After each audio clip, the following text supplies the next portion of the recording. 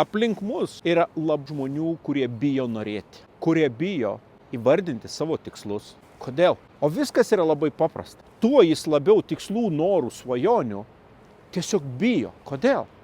Todėl, kad kiekvienas tikslas, kiekviena svajonė natūraliai atskleidžia mūsų trūkumus.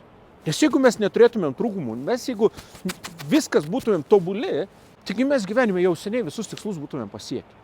Bet kadangi žmogus, kuris nepasitikė savim, jis labai bijo pamatyti savo trūkumus, nes jam atrodo, kad jau viskas, jeigu tik minusiuką kažkokį pamatysiu, jeigu pamatysiu, kad aš kažko negaliu, viskas, jam atrodo, kad visas jo gyvenimas griūna.